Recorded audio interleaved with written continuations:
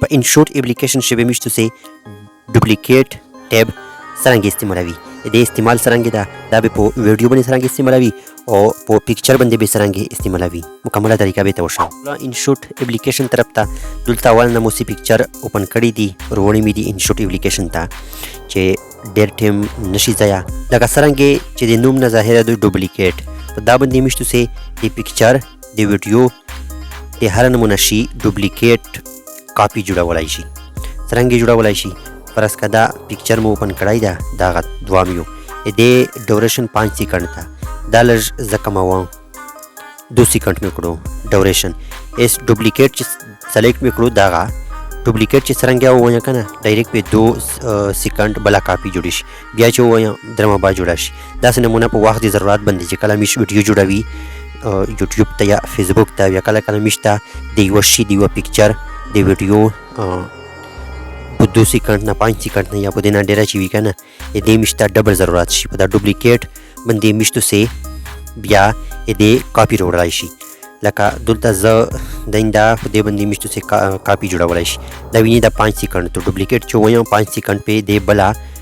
کاپی جوړا شي ډوبلیکیټ فایل ایمیج جوړولای شي په دې طریقه سره میش د پکچر ولا جوړولای شي د ویډیو ولا دغه طریقه د ویډیو ولا جوړولای شي دلته ز یو ویډیو اوپن کوم دا ویډیو اوپن کړه دلکه 1 سیکنډ 1.7 سیکنډ ته دا نرا او د شی باندې نو وژدي چې کنه پکچر خو په دې باندې از د وژدولای شي د ډوریشن مشته سه وژدوای شي دا 6 سیکنډ او ویډیو خو نو وژدي ویډیو خو غاوي خو کچېرته میشته په دغه 1.7 نه یا د خپل د کیم د ویډیو هارد وی ډوریشن وی په نمیشته ډېر ضرورت شي بیا د پرمیش ډوبلیکیټ فایل چې څنګه کلیک کې فایل نه ډوبلیکیټ ټیب چې څنګه کلیک کې ډایرکټ په دې بلا کاپی ډوبلیکیټ فایل ډوبلیکیټ ویډیو به جوړ شي دا ویني دا درې جوړې شوې دا چې زه پلی کوم دا ویني دا درما ډوبلیکیټ دا څنګه د ویډیو ډوبلیکیټ په دې طریقه سره جوړ د ویډیو یا د پکچر نه علاوه په دغه طریقه باندې په دغه ډوبلیکیټ باندې مشته سه د آډیو د میوزیک یا جوړولای شي څنګه به جوړوي دلته زه یو میوزیک یو ساوند هول ساوند دا مې اوپن کړو دا مې چې څنګه اوپن کړو کنه د زول یو نشم دا مې کام کړلو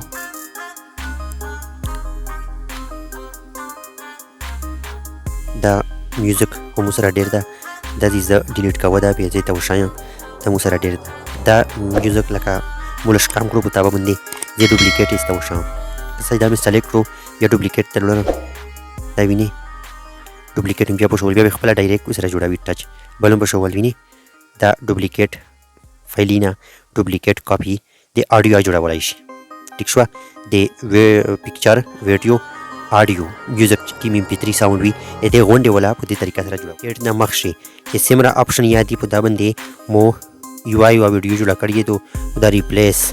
او وایس افیکټ ولیام کراپ انیمیشن کا هغه ته نه یو اچ کړی د ویډیو په اینډ سکرین باندې ملاو شي ځینې وچ کولای شي او په دغه چینل باندې خپل ګوشي پلی لیست ته انشوٹ ویډیو ایډیټینګ په نوم باندې پاشیا مکمل لرنینګ مو شلای دا هغه تاسو ایزینا کتلای شي او سره چې کوم پرو ورژن د انشوٹ ای طریقه مو شال یو د شي به سرنګ مشته ډاونلوډ کوي سادانا پرو ورژن یې